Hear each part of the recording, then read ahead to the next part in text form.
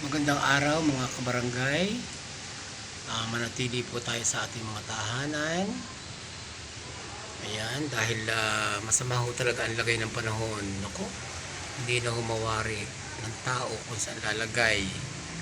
At sa palagay ko naman ay yung bugso na ito ng hangin at ulan. At malalagay na ho tayo sa magandang kalalagayan lagi. Palagi kong inaasahan na sana tayo ay manatiling kalmado at manalangin.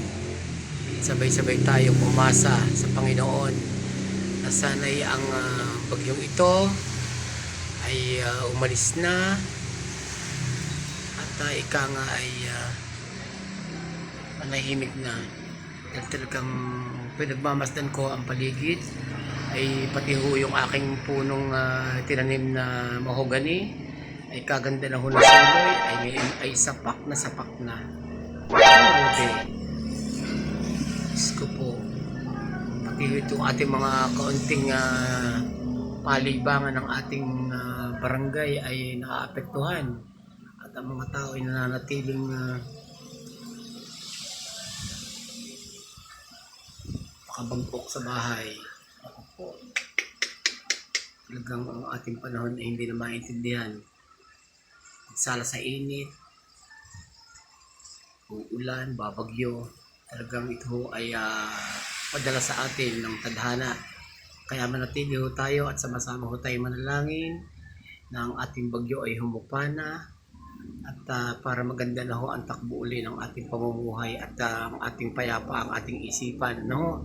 Pagka ganitong kalamidad ay may kalamidad tayo na palagi ko tayo nag-iisip na kung ano kung anong isipin. So keep in faith lang mga kabarangay at asahan natin na ito at ang lahat ng bagay ay lilipas. Ayan. Lagi natin tandaan, lilipas din yan. In Jesus name, lilipas din yan. Palagi nating maging positive ang ating pag-iisip sa lahat ng bagay at huwag tayong padadala sa mga nervyos na ating nararamdaman. Yun ang ating paglabanan at napakaganda hong isipin na ang buhay ay palagi ng masaya at maliwalas. Yan ay padala sa atin at sama-sama tayo manalangin na sana'y malampasan natin ang lahat ng mga pagsubok na itong nangyayari sa ating buhay at damihan ho natin ang ating pananampalataya sa Panginoon at sana'y palagi tayong magkaisa na maglingkod sa Kanya at manalangin at palagi na nakasubaybay ang ating paniniwala at tayo hindi pababayaan ng may kapal at malalampasan natin ang lahat ng ito ng maayos at matiwasay. Ayan po, sama-sama po tayo manalangin na sana po itong bagyong ito na si Christine ay pumalaot na doon sa karagatan. Huwag nang manalanta ng mga bahay at area-areaan. In Jesus' name, in the mighty name of Jesus, Amen.